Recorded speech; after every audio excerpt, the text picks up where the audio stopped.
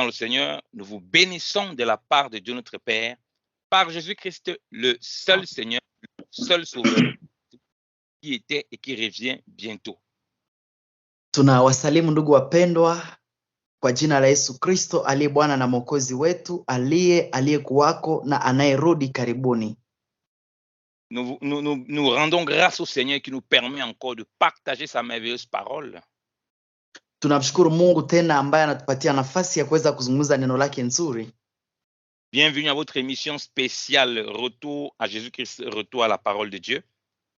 Karibu tena kwenye kipindi chenu kipendelevu kuhusu kumurudilia Mungu ama kurudilia Kristo. Vous, peuple de Béni, peuple des alentours dans le Nord Kivu. Ninyi taifa la Beni na kando kando katika Nord Kivu yote. Et nous vous bénissons pour toutes vos prières. Nous recevons aussi vos encouragements pour la parole que vous recevez. Tunawashukuru sana kwa maombi yenu na kwa ajili ya kila popote mnapotutia moyo ambao tunaipokea kutoka kwenu. Et qui apporte des grandes délivrances, des grands éclairages dans votre marche au quotidien. Ambaye analeta sana ufungulivu wa ajabu sana na mwanga mkubwa sana katika hali ya kutembea pamoja na jirani. Nous rendons grâce donc au Seigneur pour tout ce qu'il fait pour nous bien-aimés dans le Seigneur. Tunamshukuru Mungu ambaye anayetufanyia kila kitu yote kwa ajili yetu wapendwa katika Bwana. Je suis bien évidemment accompagné comme toutes les fois avec le serviteur de Dieu, le pasteur Petro. Nimekuwa pamoja na mtumishi wa Mungu Petro. Et moi, votre frère Yannick Stéphane. Pamoja nami pia ndugu yenu Yannick Stéphane. Nous sommes les serviteurs inutiles du Seigneur pour vous apporter sa parole. Sisi ni watumishi bure tu wa Mungu ili kuwaletea neno lake. Aujourd'hui, nous voulons parler du peuple de Dieu. Leo tunaomba tuzungumzie kuhusu taifa la Mungu. Une mauvaise compréhension de ce que c'est que le peuple de Dieu amène souvent la confusion. Watu wana habari mbaya kuhusu hili jambo kwa sababu linaleta kuchanganikiwa. Parce qu'il y a beaucoup de chrétiens maintenant qui font des pèlerinages à Israël. Maana kuna Wakristo wengi sana wanaenda safari zao kule Israel. Faire le pèlerinage pour aller visiter Israël, c'est-à-dire pour voir les vestiges, les trucs anciens, il n'y a pas un problème pour ça. Kutembea kule Israeli, kwenda angalia vitu ambavyo ziko kule za kitambo, haina shida hata kabisa. Mais le pèlerinage est maintenant venu parmi les chrétiens comme les musulmans vont à la Mecque. Lakini sasa safari zao za Israeli imekuwa ni kama Waislamu vile wanavyoenda kule Maka Waislamu. Il y a une mauvaise compréhension de ce que signifie véritablement le peuple de Dieu. Wamekuwa na kuelewa vibaya kabisa kuhusu ni nani watu wa Mungu. On voit même certains, ils sont allés en Israël, ils disent qu'ils vont se faire baptiser dans le Jourdain. Unaona hata wengine wanaenda kule Israeli wakienda kubatiziwa hata katika Yordani. Ils se font rebaptiser. Na wanaenda kubatizwa mara ya pili. Ils changent même le nom pour avoir les noms hébreux. Wanabadilisha hata majina zao na wanakuwa na majina ya Kiebrania. Ils commencent à mettre les kippas, les petits chapeaux juifs là sur leur tête. Wanaanza kuweka hata kale kakofia kadogo kwenye kichwa chao. Certains vont même soi-disant où il y a la tombe de Jésus-Christ pour aller prier là-bas. Wengine wanaenda hata kwenye ile kaburi ya Yesu kwenda ombea pale. Ils disent que c'est là où il y a l'onction. Na wanasema pale ndio kuna upako. C'est devenu un grand business. Imekuwa kabisa ni biashara ya ajabu sana. Certains pasteurs et conducteurs vont là-bas, ils ramènent les pierres, et que ça c'est la pierre qui sort du tombeau de Jésus. Kuna hata wachungaji wengine wanakuja na mawe wakisema hii ni jiwe linatoka kwenye kaburi la Yesu. Ça c'est la pierre, ça c'est le sable qui vient de la terre d'Israël où Jésus avait marché. Wanasema hii ni mchanga na hii ni mchanga kutoka kwenye kaburi pale kwenye Yesu alitembea. Voilà la terre qui vient du véritable peuple de Dieu. Na wanasema hii ndio jiwe ambayo inafaa kwa ajili ya taifa la Mungu. Et beaucoup de chrétiens sont séduits par ces choses-là. Na Wakristo wengi wamechanganikiwa kwa hiyo maneno. Et ils ne comprennent pas ce que ça veut dire véritablement le peuple de Dieu. Na hawaelewe kabisa kinachomaanisha kweli watu wa Mungu ni nani. Donc ils ne comprennent pas les choses de l'ombre et les choses de la réalité qui est en Jésus-Christ de Nazareth. Hawana kabisa ufahamu kuhusu mambo ya kivuli na ukweli ambayo iko ndani ya Yesu Kristo wa Nazareti. Du coup, ça sème la confusion. Na hapo inaleta kabisa kuchanganikiwa. Vous voyez des gens qui cotisent pendant des années. Na wanapata watu wanaweka miaka wakiweka pesa mahali pamoja. Pour seulement aller une fois en Israël, visiter Israël. ili siku moja tu peke yake waende Israeli kwenda kuitazama. Pendant ce temps, lui-même, il ne mange pas, il ne parvient pas à manger chez lui. Ingawa kwake hata hana wakati ya kukula vizuri na anaweka tu juu ya Israeli. Pendant ce temps, il est endetté comme pas possible. Na kwa kipindi kile unapata ni mtu ako na madeni mingi sana kama isiyo kawaida. Tout simplement parce qu'il n'a pas compris ce que ça voulait dire l'ombre des biens à venir. Shida ni kwamba hajaelewa mambo yanayohusu kuhusu mambo yatakayokuja baadaye. Tout simplement parce qu'il n'a pas compris quel est le véritable peuple de Dieu. Maana hajaelewa kabisa kama watu wa Mungu kabisa ndio nini. Dieu est esprit, bien-aimé dans le Seigneur. Mungu ni roho wapendwa katika Bwana. Et son peuple, c'est ceux qui sont de la nouvelle création en Jésus-Christ de Nazareth. Na taifa lake ni wale wanaotoka katika kizazi kipya ndani ya Yesu Kristo wa Nazareti. Si quelqu'un n'est pas dans la nouvelle création, il n'appartient pas à Christ. Kama mtu haiko ndani ile kuumbwa upya na hajakuwa wa Yesu Kristo. Et s'il n'appartient pas à Christ, il n'appartient pas à Dieu. Na kama hayakuwa wa Kristo, manake hajakuwa pia wa Mungu. Et ça, c'est une vérité que tu dois comprendre. Na hiyo ndio ukweli ambao unafaa kuielewa. Tu dois comprendre qu'on est le peuple de Dieu, on est l'enfant du Seigneur, pas par descendance généalogique. Unafaa kuelewa ya kwamba sisi ni watoto wa Mungu, sio katika hali ya ukoo wa kizazi. Mais ayant reçu l'esprit de Dieu qui est l'esprit de Christ. Tulipopokea roho wa Mungu ama roho wa Kristo. Où on appartient à Dieu, parce que c'est pour ça qu'on devient son peuple. Tunakuwa watu wa Mungu wakati tunapokea roho wake na tunakuwa taifa lake. Israël donc sur la chair est une ombre des biens à venir. Hata Israeli katika mwili ni kivuli cha mambo yanayokuja baadaye. Donc si quelqu'un n'a pas l'esprit de Christ, kwa hivyo kama mtu hana roho wa Kristo, il n'appartient pas à Dieu.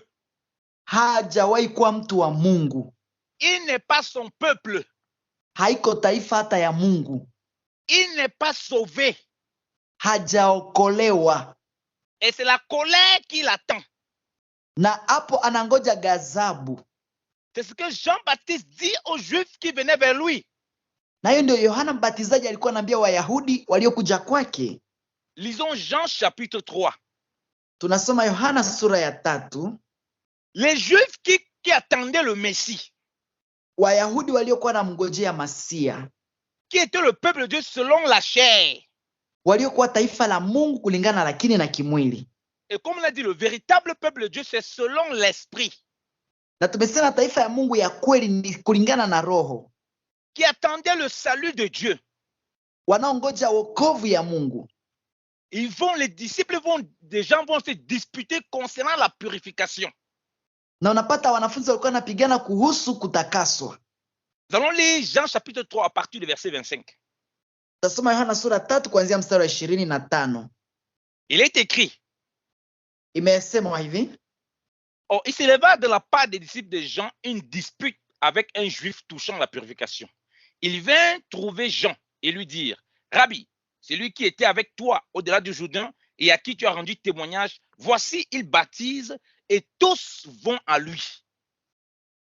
Yohana naye basi palipotokea mashindano ya wanafunzi ya Yohana na Wayahudi mmoja juu ya utakaso, wakamwendea Yohana wakamwambia, Rabi, yeye aliyekuwa pamoja nawe ngambo ya Yordani, yeye aliyemshuhudia, tazama huyo anabatiza na watu wote wamwendea. Et Jean-Baptiste, ils disent bien que tout le monde va à lui. Jean-Baptiste a rendu témoignage de lui et tous vont à lui. Wakasema ya kwamba Yohana Mbatizaji amemshuhudia na watu wote wamemwendea yeye. Et se disputait toujours concernant la purification parce que sous la loi, il y a beaucoup de choses de la purification pour ceux qui étaient considérés comme le peuple de Dieu. Walikuwa na mjadala kidogo kuhusu mambo ya utakaso, maana katika sheria kulikuwa sheria nyingi sana kuhusu mambo ya utakaso kuhusu watu wa Mungu. Beaucoup continuent à être disciples de Jean alors que Jean a présenté Jésus-Christ comme celui qui est l'agneau de Dieu qui ôte le péché du monde. Watu walikuwa wanaendelea kupigana sana juu kwa wanafunzi wa Yohana, ingawa Yohana mwenyewe alikuwa anamshuhudia Yesu kwamba yeye ndiye mwana kondoo anayeondoa dhambi za ulimwengu. Parce que tous les rites qui avaient sous la loi pour purifier tout ça qui considérait le peuple de Dieu, c'était la figure de Jésus-Christ de Nazareth. Maana sheria zote zilizokuwa chini ya Torati zilikuwa nazungumzia sana Yesu Kristo kuhusu mambo ya utakaso. Mais les disciples que Jean a dit, voici l'un qui ôte le péché du monde, suivez-le. Ils ont continué à être disciples de Jean. Lakini wanafunzi wale ambao Yesu, hata Yohana alikuwa anawaambia mfuate Yesu, waliendelea kuwa tu wanafunzi wa Yohana. Et ils discutaient sur la purification. Ils ne comprennent pas pourquoi tout le monde va là-bas. Na walikuwa wanazungumza juu ya utakaso, lakini hawakuelewa kama kwa nini watu wote wanaenda kule. Regardez ce que Jean-Baptiste répond lui-même. Lakini angalia vile Yohana yeye mwenyewe anajibu. Verset 27, Jean répondit, un homme ne peut recevoir ce qui lui a été donné du ciel. Que ce qui lui a été donné du ciel. Yohana akajibu akasema, hawezi mtu kupokea neno lolote isipokuwa amepewa kutoka mbinguni. Verset 28, vous m'êtes témoin que j'ai dit, je ne suis pas le Christ, mais j'ai été envoyé devant lui. Celui à qui appartient l'épouse, c'est l'époux. Mais l'ami de l'époux qui se tient là et qui l'entend éprouve une grande joie à cause de la voix de l'époux. Aussi, cette joie qui est la mienne est parfaite. Ninyi wenyewe mwanishuhudia ya kwamba nalisema mimi siye Kristo, bali nimetumwa mbele yake. Aliye naye bibi harusi ndiye bwana harusi.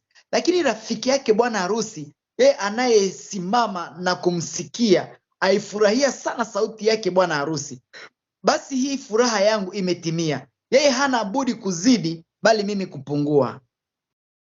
Donc, Jean-Baptiste lui-même, il confirme qu'il n'est pas le Christ et qu'il a présenté l'époux. Yohana Mbatizaji endelea kuonesha ya kwamba yeye si ndiye Kristo, lakini alimwakilisha mume. Donc Jean-Baptiste le fait comprendre clairement que Jésus-Christ est l'époux. Kwa hivyo Yohana Mbatizaji mwenyewe alikuwa anaendelea kuonesha watu ya kwamba gisi Yesu mwenyewe ndio bwana harusi. À qui appartient l'épouse? Ambaye yeye ndiye kanisa ni lake, ambao ni mke wake. C'est pourquoi tous doivent aller vers lui. Ndio maana wote wanafaa kwenda kwake. Et c'est pour ça que Jean-Baptiste dit que lui doit diminuer et Christ doit croître. Ndio maana Yohana akasema ya kwamba yeye anaweza kushuka na Yesu yeye mwenyewe sasa ndio ainuliwe. En d'autres termes, ils ne doivent plus être disciples de Jean-Baptiste. Kwa njia nyingine inamaanisha kwamba hawangefaa tena wako wanafunzi wa Yohana Mbatizaji. Parce que l'époux est venu. Kwa sababu sasa mume amefika. L'époux qui est le roi des rois, le seigneur des seigneurs. Ule mume ambaye ni bwana wa mabwana na mfalme wa falme. L'époux qui est le roi tout puissant. Ule bwana ambaye ni mfalme mwenye uwezo wote.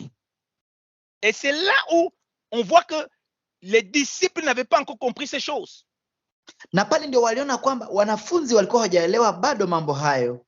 Et Jean-Baptiste va au verset 36, il dit, kwa mstari wa 36 anasema Yohana hivi, celui qui croit au Fils a la vie éternelle, celui qui ne croit pas au Fils ne verra point la vie, mais la colère de Dieu demeure chez lui. Anasema amwaminie mwana ana uzima wa milele. Asiyemwamini mwana hataona uzima, bali ghadhabu ya Mungu inamkalia. Donc quiconque n'est pas en Christ, il y a une colère de Dieu qui repose sur lui. Kwa hivyo kama mtu haiko ndani ya Kristo, kuna hasira ya Mungu juu ya ule mtu. On est ici en train de parler aux propres juifs.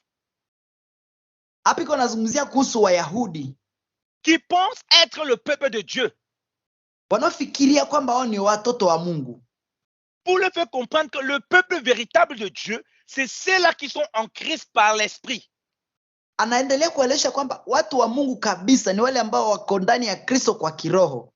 Ce n'est pas ceux qui sont descendants biologiquement d'Abraham. Sio wale ambao wamezaliwa kimwili ndani ya Abraham. Ce n'est pas ceux qui sont fait circoncis le prépuce. Sio wale wanaotahiriwa, hapana. Ce n'est pas ceux qui pratiquent la loi tous les jours de façon mécanique. Sio wale wanaotimiza sheria katika hali ya kujikaza. C'est ceux qui ont cru au Fils de Dieu et qui ont la vie.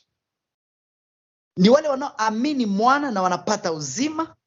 Parce que le Fils de Dieu est celui qui est l'époux qui a l'épouse. Maana ule mwana ndiye mume wa harusi kwa mke wake, bibi harusi. C'est lui qui accomplit la loi et c'est en lui que tout est accompli. ni yeye anayetimiza sheria na ni ndani yake ndio yote yakatimizwa. Donc, il vient d'informer une nouvelle création, un peuple qui appartient à Dieu par l'Esprit. Kwa hivyo alikuja kutengeneza kiumbe kipya ili taifa lipate kuwa la Mungu kwa njia ya Roho. Voilà pourquoi Jean-Baptiste a été envoyé pour préparer devant le Seigneur un peuple bien disposé à recevoir son roi. Ndio maana Yohana Mbatizaji aliwekwa pale ili aweze kutengeneza taifa ambalo litatulia, waweze kupata mfalme wao. Donc, l'Écriture dit que celui qui ne croit pas au Fils ne verra point la vie, mais il y a une colère qui demeure chez lui. Ndio maana wanasema kwamba ule ambaye hatamwamini mwana hatakuwa ndani ya uzima na asili ya Mungu itakuwa juu yake. Donc, il ne faut pas croire un seul instant qu'un Israélite, peu importe d'où il vient, peu importe où il se trouve, qui n'est pas en Christ, vous croyez qu'il va entrer au ciel. Il va entrer nulle part. Msiamini ya kwamba Muisraeli yoyote wa kimwili kwa sababu hajaamini Yesu ataenda mbinguni. Hawezi enda popote pale kabisa. Quand la trompette va sonner, il va rester.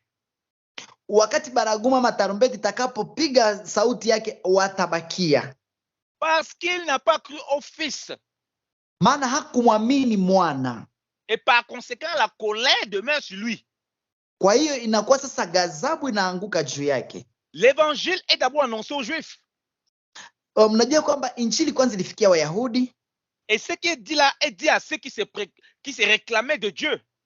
Na wanaoambiwa ni wale ambao walikuwa nafikiria ni watu wa Mungu. Parce que c'était l'ombre des biens à venir. Maana ilikuwa ni kivuli cha mambo yatakayokuja baadaye. Regardez ce que la Bible dit concernant l'époux. Ésaïe 54. Tunaangalia katika Isaya 54 kuhusu mke. On a dit que Jean-Baptiste a dit que celui qui a l'épouse, l'époux, c'est l'époux qui a l'épouse. Et lui, les amis de l'époux restent, ils se réjouissent en parlant de Christ.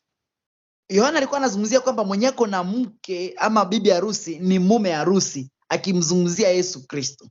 On lit Ésaïe 54 à partir du verset 5. Isaya 54 kuanzia mstari wa 5. Il dit, ne crains pas, car tu ne seras point confondu. Ne rougis pas, car tu ne seras pas déshonoré. Mais tu oublieras la honte de ta jeunesse et tu ne te souviendras plus de l'opprobre de ton veuvage. Car ton Créateur est ton époux. L'Éternel des armées est son nom. Et ton Rédempteur est le Saint d'Israël. Il se nomme le Dieu de toute la terre. Anasema usiogope, maana hutatayarika, wala usifadhaike, maana hutaibishwa. Kwa kuwa utaisahau aibu ya ujana wako, pia mashtumu ya ujane wako hutayakumbuka tena. Kwa sababu muumba wako ni mume wako, Bwana wa majeshi ndilo jina lake, na Mtakatifu wa Israeli ndiyo Mwokozi na mkombozi wako. Yeye anaitwa Mungu wa dunia yote. Vous comprenez pourquoi Christ, qui est le Fils de Dieu, est Dieu qui s'est fait chair. Mtaelewa kwa nini Kristo ndiye Mungu ambaye alivaa mwili. Parce que c'est le Créateur qui est l'époux d'Israël. Maana muumba ndio mume wa Israeli. Et comme on dit, il est le Rédempteur, c'est-à-dire le Sauveur. Unaposikia kwamba yeye ni mkombozi, maana yake yeye ndiye Mwokozi. Et c'est en Christ donc que le salut est accompli. Na ni katika Kristo ndio wokovu ilitimia. Et c'est pourquoi donc le véritable peuple, c'est ceux qui se retrouvent en Christ. Na ndio maana taifa la kweli lilo linapatikana katika Kristo. Parce que Christ est leur Rédempteur. Maana Kristo ni mtetezi wao. Voilà pourquoi toi tu es juif, non pas selon la chair, mais selon l'esprit. Na ndio maana wewe pia ni Myahudi, sio katika mwili lakini katika roho. Parce que ton Créateur qui est ton époux, maana muumba wako ambaye ni mume wako, est ton Rédempteur. Yeye ni Mwokozi wako. Vous comprenez pourquoi Christ est le Rédempteur d'Israël. Ndio maana mtaelewa kwamba Kristo ni Mwokozi wa Israeli.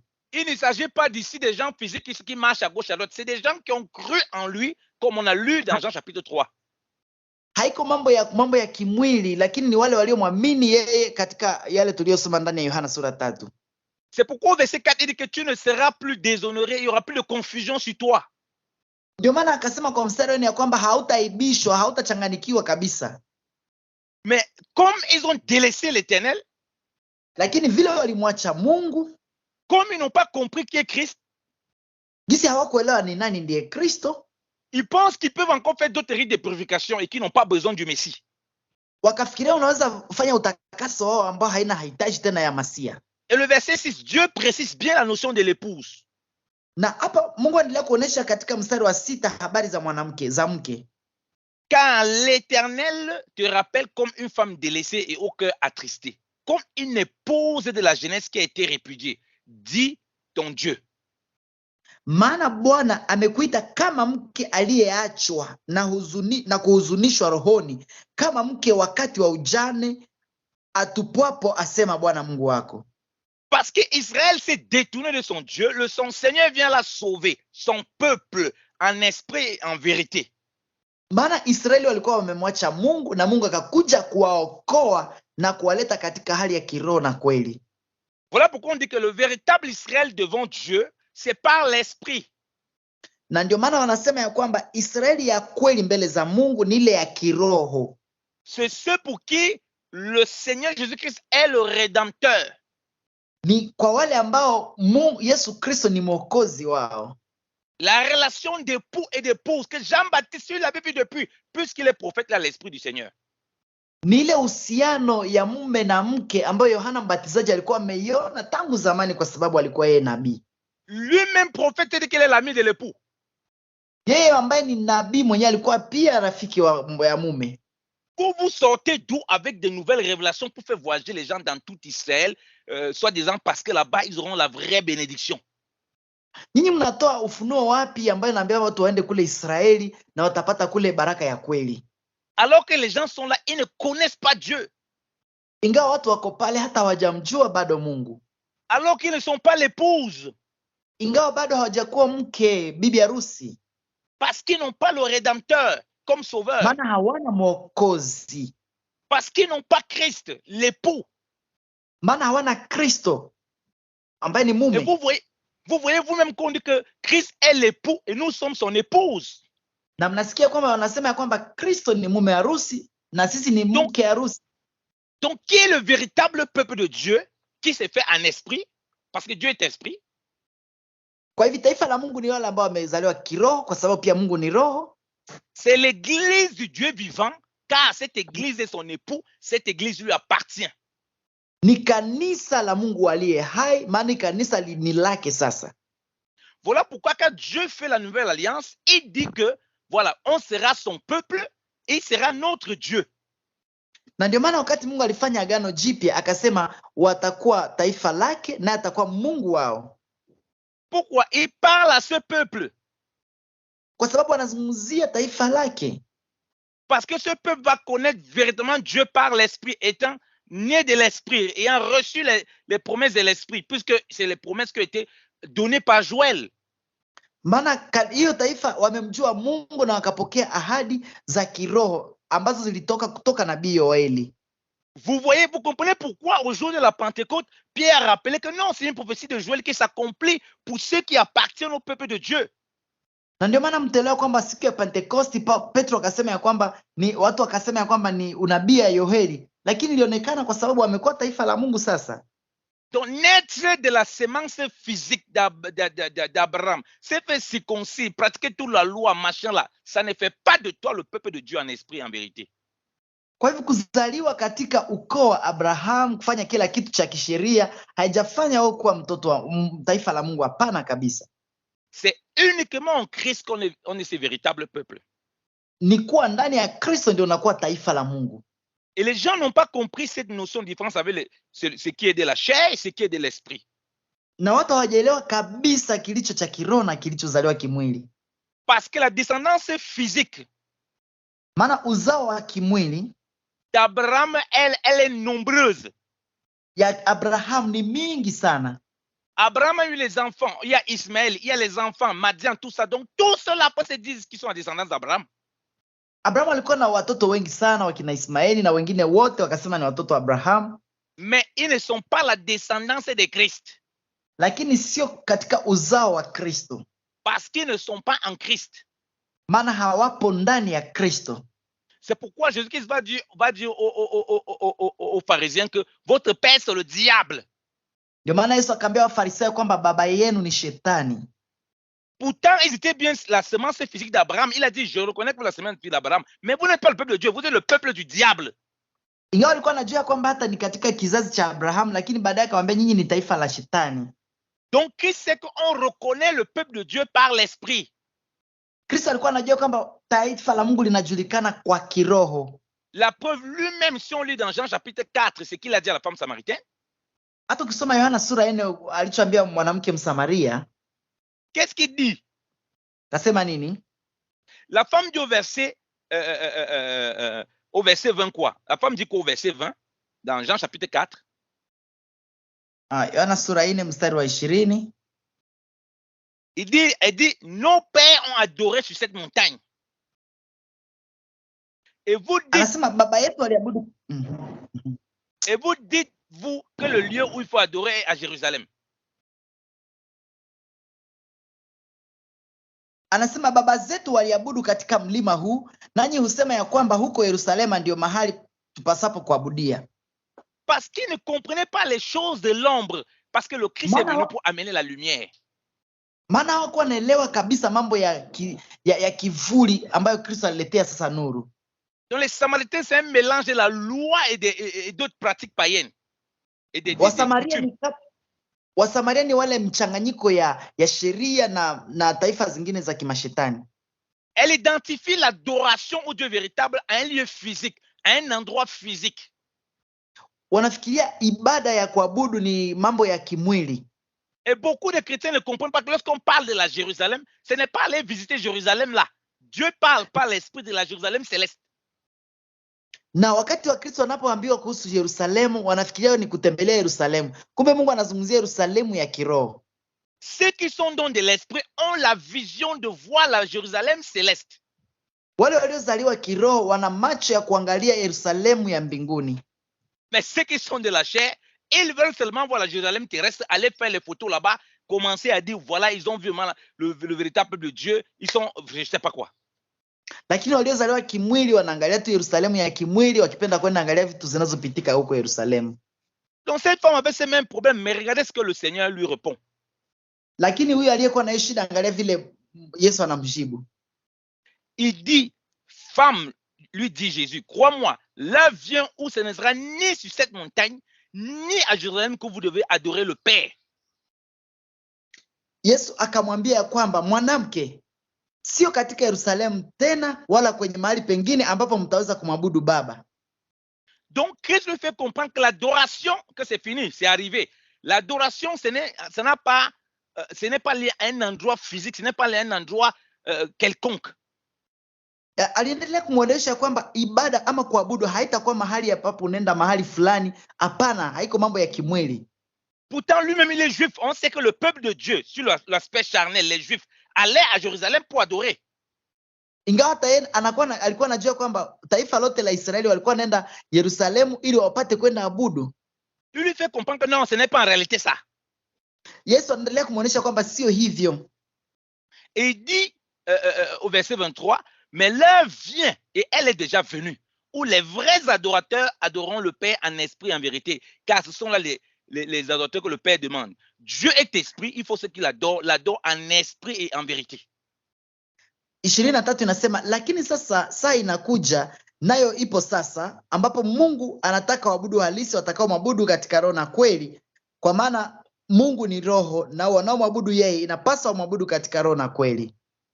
Regardez vous-même, on sait que c'est le peuple de Dieu qui adorait Dieu. Quand on voit Israël sur le plan charnel, qui est représenté par le peuple de Dieu, c'est eux qui adoraient le véritable Dieu. Mnaona ya kwamba Mungu anazungumzia kuhusu wale waliokuwa wanamwabudu katika kweli, na watoto wa Israeli wakawa wanafikiria wanaabudu Mungu, na sasa akakuja kuwafundisha kuabudu ya kweli. Mais le Messie qu'on a compris, qu'on a vu par la bouche de Jean-Baptiste, qui est l'époux, nous dit qu'il y a des vrais adorateurs. Lakini Masia aliyekuja na aliyesemwa na Yohana Mbatizaji anakuja kuonesha kwamba kuna waabudu halisi sasa. Oh, le peuple est censé adorer le Père. Ingawa taifa linafaa kuabudu Baba. Il dit donc que les vrais adorateurs adorent en esprit et en vérité. Anasema waabudu halisi wanafaa kuabudu katika roho na kweli. En d'autres termes, si ce n'est pas en esprit et en vérité, on est des faux adorateurs. Kwa njia nyingine inamaanisha kama mtu abudu katika roho na kweli, maanake yeye si mwabudu mzuri. Même si on est de la semence, je ne sais pas qui, tu es né du cousin de Jésus. Hata kama ulizaliwa kabisa mjukuu wa kutoka kwa Yesu, fais les tours d'Israël, ramène même les pieds où on a tué Jésus, tu ramènes même les traces de son sang physique avec ses habits. Ça ne fait pas de toi un adorateur en esprit, en vérité. hata kama unaweza enda Israeli na ulete na damu yake na uguse manguo yake ukuje nayo kabisa, haitafanya umekuwa kabisa mwabudu wa kweli. Il dit les vrais adorateurs. Anasema waabudu halisi. Et il explique pourquoi il dit que Dieu est esprit. On ne peut pas l'adorer dans la chair.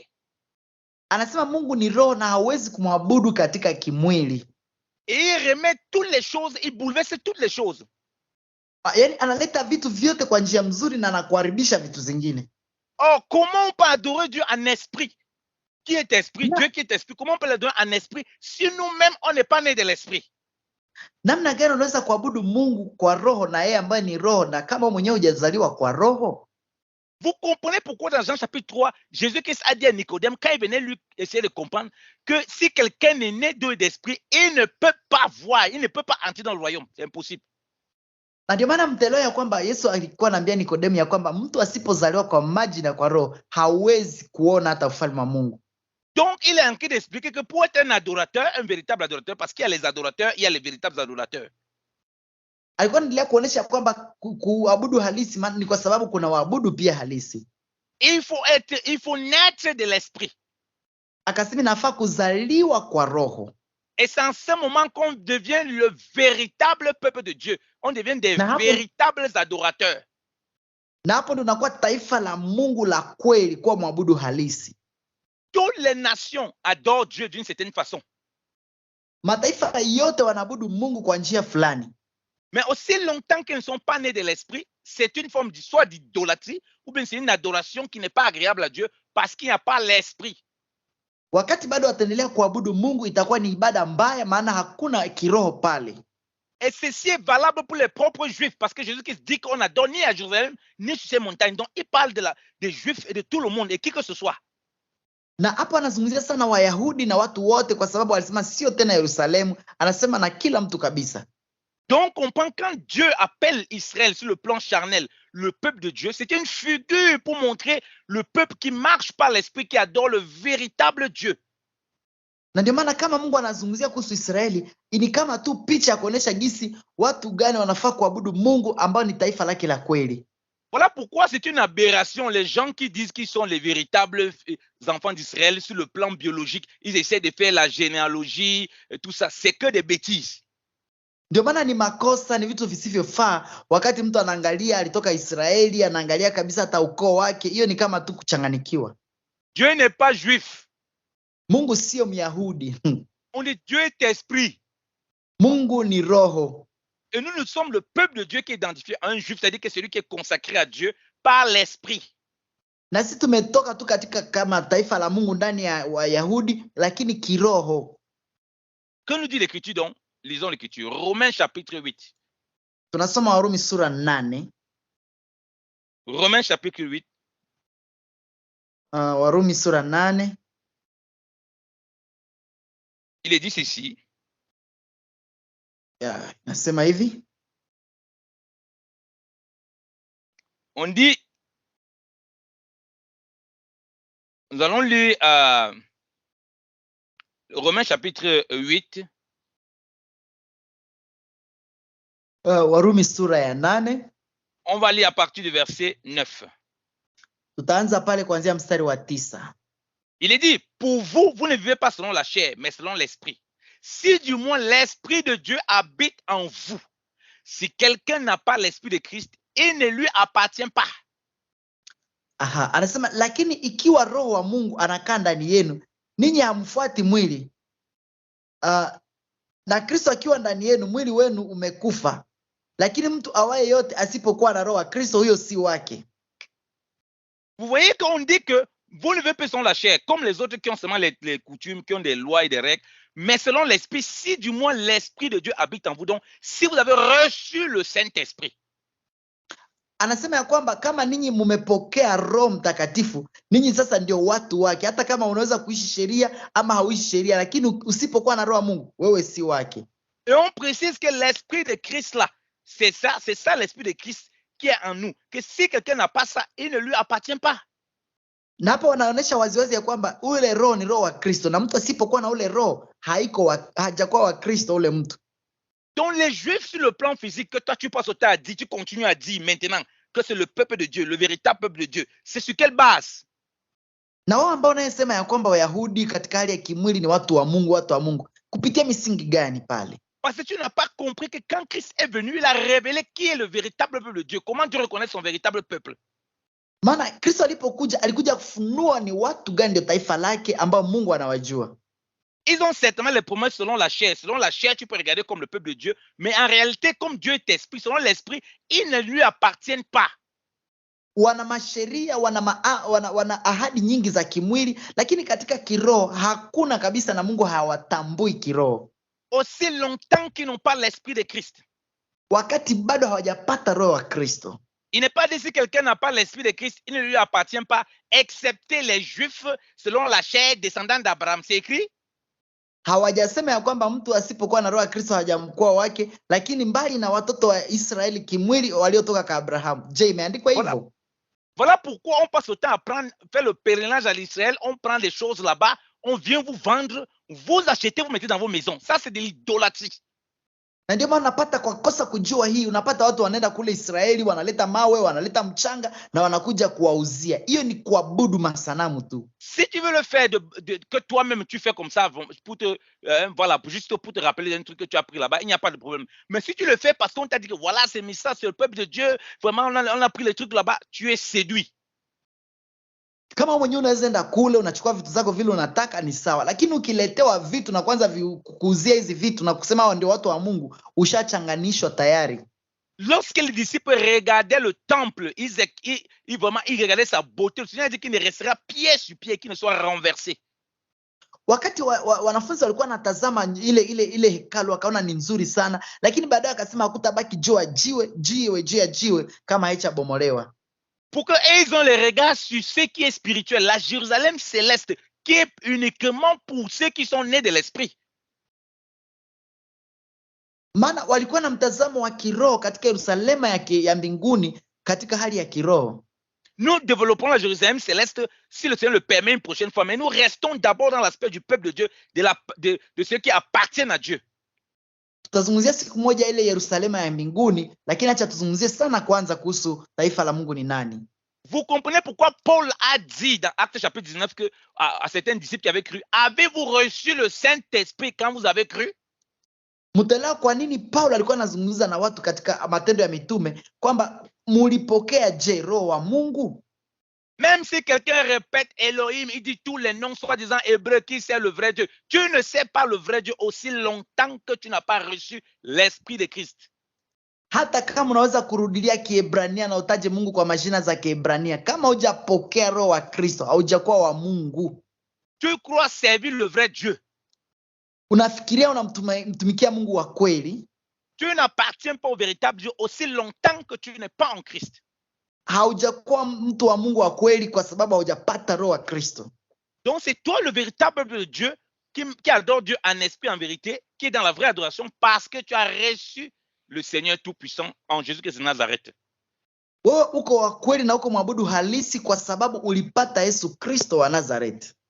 Tu crois que c'est le fait de te circoncire, laisser ta barbe, commencer à parler hébreu, tu es devenu maintenant le peuple de Dieu. Tu es séduit. Na unapata mtu anaacha ndevu zake, anaanza ongea Kiebrania, anafikiria amekuwa mtu wa Mungu. Hapana, ushachanganyikiwa.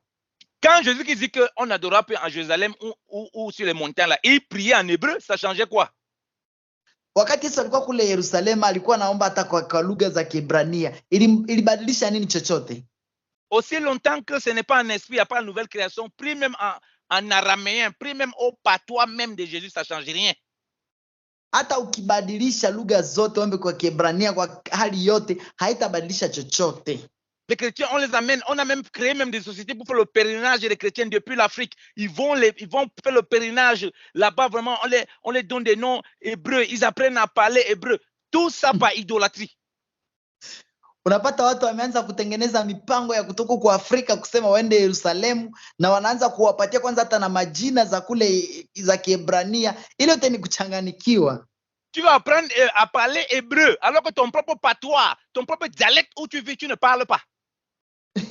Wanakufundisha kwanza Kiebrania kule na lugha yako kwanza ya kutoka kwa mama hauijui hata kidogo. Tu dis que non, c'est le patois du peuple de Dieu. Unasema hayo ndio kitu cha kutoka kwa taifa la Quel Mungu. patois du peuple de Dieu? Le patois du peuple de Dieu, c'est un langage spirituel, c'est pas l'esprit. Lugha ya taifa la Mungu ni lugha ya kiroho, haiko ile ya kimwili. Ça, c'est le vrai peuple de Dieu révélé. Hiyo ndio taifa la Mungu lilofunuliwa. L'autre, c'était l'homme de bien à venir. Voilà pourquoi ils doivent tous se convertir en Christ. Hiyo ni kivuli tu cha mambo yatakayokuja baadaye, wanafaa kuokoka pia. Tu dépenses tellement d'argent pour faire les cours, pour apprendre l'hébreu. Ton propre patois, tu ne parles pas. Unatumia pesa mingi ili uweze kujua Kiebrania, haujui hata lugha ya kwenu. Ile ni Dieu kupotea. veut qu'on la donne en esprit, en vérité. Ça veut dire que ça ne dépend pas de ton patois. Parle ton patois. Parle les dialectes où tu te trouves. Dieu veut que tu la donnes en esprit, c'est-à-dire en Christ. Mungu anataka tumwabudu katika roho na kweli. Ongea lugha yako, ongea ile lugha ya mama. Consacre-toi à Christ. Jitoe kwa Kristo. Et ne te laisse plus séduire. Si tu veux faire les choses parce que tu veux découvrir la terre biologique, il n'y a pas de problème. Usijiache kuchanganikiwa, hata kama unataka kwenda jua Yerusalemu haina shida. Mais si ce n'est pas convoitise comme on le voit dans les églises où les gens se font ruiner, où on vous vend toutes sortes d'huile, toutes sortes d'eau, de machines qui viennent de Jérusalem parce qu'on dit que c'est la terre promise, ce n'est pas la terre promise, c'est faux. Na kama wanawauzia zile mafuta na mchanga na vitu za kusema eti zinatoka kwenye nchi ya ahadi, hiyo ni uongo mtupu, mmechanganishwa. C'était l'ombre de bien à venir parce que la Bible dit que nous attendons le Seigneur qui va nous amener. Il a dit qu'il y a beaucoup de maisons, il y a beaucoup d'endroits dans la maison de mon Père. Je vais venir vous chercher pour que vous soyez avec moi. Ilikuwa tu kivuli cha mambo yatakayokuja. Biblia inasema ya kwamba katika nyumba ya baba yangu mna makao mengi, nitakuja kuwachukua twende pamoja. Il ne parlait pas de Jérusalem physique si. Hakuwa anazungumzia Yerusalemu ya kimwili, hapana pale. Donc la maison de son père, c'était la nation d'Israël. Je, nyumba ya baba yake ilikuwa na taifa la Israeli? Comment vous faites séduire comme ça par beaucoup de faux prédicateurs, faux pasteurs qui vous amènent dans des trucs inutiles? Kwa nini mnachanganyishwa na watumishi wabaya, watumishi manabii wa uongo na vitu visivyo vya maana? Il y a même peut-être les endroits dans ton village qui sont plus beaux qu'Israël. Labda hata kule kijiji kwenu kuna mahali pazuri sana hata kuliko Israeli. Tu es là dans ton propre pays, tu n'as même pas encore visité certaines villes de ton pays. Toi, tu vas aller visiter Israël là-bas. Hujaona hata kwenye miji fulani kwenye nchi yako ndani ya hujaenda kuzitazama ambazo labda zimeshinda Israeli. Ona mngangana tu kwenda Israeli. Alors que Dieu a mis même des endroits qui sont tellement beaux, mais toi tu veux gaspiller tellement d'argent parce qu'on te fait que c'est la terre du Seigneur, seulement c'est le peuple béni de Dieu, ils sont automatiquement sauvés, et tu suis comme un mouton, c'est déjà des prédications erronées. Na unafatafata mahubiri sio faa, haujaangalia hata kule kwenu, lakini unafatana na wale watu wa kwenda Israeli na kupoteza muda yako na pesa yako mingi kwa kufuata mahubiri sio na maana. Nous ne marchons pas selon la vue, mais selon l'esprit, bien-aimé dans le Seigneur. Hatutembee kwa kuona, tunatembea kwa roho, wapendwa katika Bwana. Et nous attendons d'être avec notre roi éternellement. Tunatamani sana kuwa pamoja na mfalme wetu milele hata milele. Et nous sommes son peuple par l'esprit et non par la chair. Na sisi ni taifa lake kiroho, sio kimwili. Voilà ce que la parole de Dieu déclare dans 1 Pierre chapitre 2. Ndio mahali Paulo Biblia inasema ndani ya Petro wa kwanza sura 2. Il dit quoi, bien-aimé dans le Seigneur? Inasema nini wapendwa katika Bwana? Il dit, on va lire à partir du verset 4. Kuanzia mstari wa 4. Non, lisons d'abord à partir du verset 4, oui. Approchez-vous de lui, pierre vivante, rejetée par les hommes, mais choisie et précieuse devant Dieu. Et vous-même, comme des pierres vivantes, édifiez-vous pour former une maison spirituelle, un saint sacerdoce, afin d'offrir des victimes spirituelles agréables à Dieu par Jésus-Christ. Car il est écrit, il est dit dans l'Écriture, voici je mets en Sion une pierre angulaire, choisie, précieuse, et celui qui croit en elle ne sera point confus. Anasema ninyi nanyi kama mawe yaliyo hai, mumejengwa muwe nyumba ya roho, ukuhani mtakatifu, mtoe dhabihu za roho zinazokubaliwa na Mungu kwa njia ya Yesu Kristo, kwa kuwa imeandikwa katika maandiko, tazama naweka katika Sayuni jiwe kuu la pembeni, teule lenye heshima, na kila amwaminie hata hayarika. Dieu a mis en Sion, c'est-à-dire que Jésus-Christ de Nazareth, une pierre angulaire qui est Christ. En Christ, celui qui va se confier ne sera point confus. Mungu aliweka katika Sayuni jiwe ambalo ni Yesu Kristo, kila anayeliamini hata aibika. Donc celui qui n'est pas dans cette pierre, il est dans la confusion totale. Kwa hivyo mtu asiyekuwa ndani ya jiwe hilo amechanganishwa kabisa. Le verset 7 dit quoi? Mstari wa 7 inasema nini? Le nom est donc pour vous qui croyez, mais pour les incrédules, la pierre qu'ont rejeté ceux qui bâtissaient est devenue la principale de l'angle et une pierre d'achoppement et un rocher de scandale. Et s'ils heurtent pour n'avoir pas cru à la parole, c'est à cela qu'ils sont destinés. Anasema basi heshima ni kwenu ninyi mnaoamini, bali kwa wasioamini jiwe lililokuwa la kujenga limekuwa kwao jiwe la kuaibisha na kuangusha, maana hawakuwekwa kwanza ili wapate kuokolewa. Donc que nous sommes maintenant dans l'honneur. Anasema sisi tuko kwenye heshima à cause de la foi qui est en Christ. Kwa sababu ya imani iliyo ndani ya Kristo. Mais pour les incrédules là, ça comprend aussi les juifs selon la chair. Lakini je, wasioamini anazungumzia hata mpaka Wayahudi katika kimwili. On dit que c'est un scandale, c'est un rocher d'achoppement, un scandale pour eux. Anasema itakuwa ni jiwe la kuwakwaza, la kuangusha kwao. Et qui sont destinés à ça, ils vont cogner la tête sur la pierre, ça va les écraser. Na wamewekwa kwa ajili ya hiyo ili jiwe lenyewe liwasage kabisa. Parce qu'ils sont parmi le lot des incrédules. L'évangile a été prêché aux juifs. Et ce n'est pas tous les juifs qui ont cru. C'est une partie. Maana walikuwa na kutokuamini na injili kuja kwanza kwao, lakini wengi wao hawakuamini. Et c'est cette partie-là qui est le véritable peuple de Dieu. Pourquoi? Comme on a dit, parce qu'ils adorent Dieu en esprit, en vérité, ayant reçu l'esprit de Dieu qui est l'esprit de la promesse. Na wachache tu ndio waliamini na wakabudu Mungu katika roho na kweli. Hawa ndio taifa la Mungu, maana walipokea roho ya ahadi. Pour être des véritables adorateurs de Dieu. Ili wapate kuwa waabudu halisi wa Mungu. Il dit au verset 9. Mstari wa 9 inasema hivi. Vous au contraire, vous êtes une race élue, un sacerdoce royal, une nation sainte, un peuple acquis, afin que vous annonciez les vertus de celui qui vous a appelé des ténèbres à son admirable lumière. Anasema bali ninyi ni mzao mteule, ukuhani wa kifalme, taifa takatifu, watu wa milki ya Mungu, mpate kuzitangaza fadhili zake, yeye aliyewaita mtokeni katika giza mkaingie katika nuru yake ya ajabu. Donc vous voyez qu'on dit que il y a une seule race qui est élue, c'est ceux qui sont en Christ.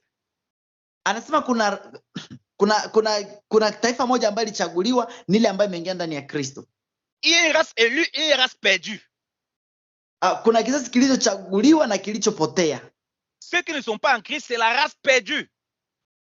Wasio ndani ya Kristo ni taifa lililopotea. Qui ont été achoppés par la pierre angulaire qui est Christ. Wale ambao wameangushwa na jiwe ambalo la pembeni ambalo ni Kristo. À cause de leur incrédulité. Kwa sababu ya kutokuamini kwao. On a bien vu que la race élue là, c'est l'épouse qui appartient à l'époux. Wanaonesha kwamba ile taifa ambalo imechaguliwa ni kanisa ama ni mke ambaye ni ya ule mume bwana harusi. On dit bien vous au contraire. Oh, les Juifs se prenaient pour la race de Dieu. On voit bien que c'est une race, ils ne sont pas la race élue. Wayahudi walikuwa wanajifikiria wao ndio taifa la Mungu, lakini Mungu alikuwa sio taifa, walikuwa hawajachaguliwa na yeye. Aussi longtemps qu'ils ne sont pas en Jésus-Christ. Donc vos théories selon laquelle il y a un juif de toute façon qui est sauvé par ça de Abraham, c'est des aberrations. Kama mko na Myahudi ambaye hajaokoka, ule kama hata mkiwa naye kabisa mnachanganikiwa tu. On dit, on va rester dans le cadre comme dit du peuple de Dieu. Tunasema tabaki katika nafasi ili kama watoto wa taifa la Mungu. On dit une nation sainte. Ambayo ina taifa takatifu. Il y a une seule nation sainte. Ce n'est pas Israël selon la chair. C'est Israël selon l'esprit, c'est-à-dire que l'église du Dieu vivant. Kuna taifa tu moja takatifu, sio ile ya Israeli ya kimwili, lakini ni kanisa la Mungu aliye hai. Or, vous savez vous-même qu'une nation est composée de personnes, c'est un peuple. Mnajua kwamba taifa ni watu wengi, ni mataifa, ni watu wengi kabisa. Nous sommes la nation sainte parce qu'il y a uniquement le sang de Christ qui peut purifier, laver, nettoyer. La Bible dit, Hébreux chapitre 9, sans effusion de sang, il n'y a point de pardon du péché. Maana Biblia inasema ya kwamba pasipo kumwanga damu hakuna msamaha wa dhambi. Comment vous pouvez donc appeler Israël selon la chair, qu'on voit toujours là, la nation de Dieu ou bien la nation sainte? C'est une hérésie totale. Namna gani tunaweza kusema Israeli ni watu wa Mungu, wale ndio taifa la Mungu? Ile ni kama tu ni makosa makubwa sana. Et Pierre qui est juif là, c'est celui que Dieu utilise pour présenter l'église comme la nation sainte. Il est conduit par le Saint-Esprit. Na Petro mwenyewe alikuwa Myahudi, yeye mwenyewe alikuwa anazungumzia kuhusu hiyo jambo, akisema kanisa ambalo ni la kweli ndani ya Roho Mtakatifu. Et il dit un peuple acquis. Anasema taifa chaguliwa. Donc Dieu a acquis un peuple, comme on a dit, c'est l'épouse. Il a acquis ce peuple-là. Yaani Mungu alijichagulia taifa lake ambalo ni mke wake. Ça lui appartient. Imekuwa ni watu wake, milki yake yani. C'est sa nation. Ni taifa lake. C'est sa race élue. Ni taifa lake. Une nation sainte. Taifa takatifu. Regardez ce qu'il dit maintenant au verset 10. Angalia mstari wa 10 vile inavyosema. Vous qui autrefois n'étiez pas un peuple et qui maintenant êtes le peuple de Dieu. Vous qui n'avez pas obtenu miséricorde et qui maintenant avez obtenu miséricorde. Anasema ninyi mliokuwa kwanza si taifa bali sasa ni taifa la Mungu, mliokuwa hamkupata rehema bali sasa mmepata rehema. On dit que vous qui n'étiez pas un peuple, on ne cherche pas à savoir quel peuple vous étiez. Donc c'est que quand on n'avait pas le véritable Dieu, on n'était pas un peuple. Anasema ninyi ambao hamkuwa taifa, yani hatujui kama taifa gani, lakini bali na Mungu hauko taifa. On dit maintenant, c'est un juif qui parle, que Dieu utilise pour parler. Vous êtes maintenant le peuple de Dieu. Hapa ni Myahudi ndio mwenye anazungumza na ndio mwenye anasema sasa hivi mko taifa la Mungu. Donc il n'y a pas deux peuples de Dieu. Kwa hivyo hakuna mataifa mbili za Mungu. Il y a le peuple que tu peux voir selon la chair. Kuna taifa ambalo unaweza kuona katika hali ya mwili. Il y a le véritable peuple de Dieu. Na kuna taifa mzuri ile ya Mungu. Comme c'est dit au verset 9, un peuple acquis. Gisi mstari wa 9 nasema taifa chaguliwa. Que Dieu a pris parmi les nations, parmi les peuples. Ambao Mungu alichukua katikati ya mataifa mengi. Pour faire sa nation sainte. Ili kufanya taifa lake takatifu. Qui est son épouse. Ambao sasa ni mke wake. Et seul ce peuple dont va entrer dans la Jérusalem céleste avec lui, avec le Seigneur. Na hiyo taifa ndio itaingia katika Yerusalema mpya pamoja na Bwana. Parce que ce peuple est scellé de l'esprit de Dieu qui est l'esprit de Christ, qui fait en sorte que ce peuple appartienne à Dieu. Maana hii taifa iko na Roho Mtakatifu iliyofanya sasa iwe taifa la Mungu. Et quiconque n'a pas l'esprit de Dieu donc ne lui appartient pas. Na kama mtu hana roho wa Mungu haiko wa Mungu. Voilà pourquoi l'église est le véritable peuple de Dieu. Na ndio maana kanisa ni taifa la Mungu kweli. Nous parlons de l'homme et de la réalité. Que le Seigneur vous bénisse abondamment et qu'il vous éclaire encore afin de ne pas être séduit par toutes sortes de choses. Kwa hivyo Mungu awabariki sana na wawezeshe ili msiweze kuchanganikiwa na chochote kile. Que Dieu vous bénisse au nom de Jésus-Christ de Nazareth. Amen. Mungu awabariki kwa jina la Yesu Kristo wa Nazareti. Amen. Basi wapendwa, tunashukuru sana, tunasema asante kwa sababu ya kusikia kipindi hiki, na tunaomba popote ambapo mlipo mnaweza kuandika mnaweza kupiga simu ili tuweze kuwa na wakati mzuri ya kupata ujumbe. Tunaweza kutumia namba hii ya Airtel, nayo ni 0997 0990 61 0997 0990 61. Basi Mungu awabariki sana na muwe na usiku mwema. Amen. Amen.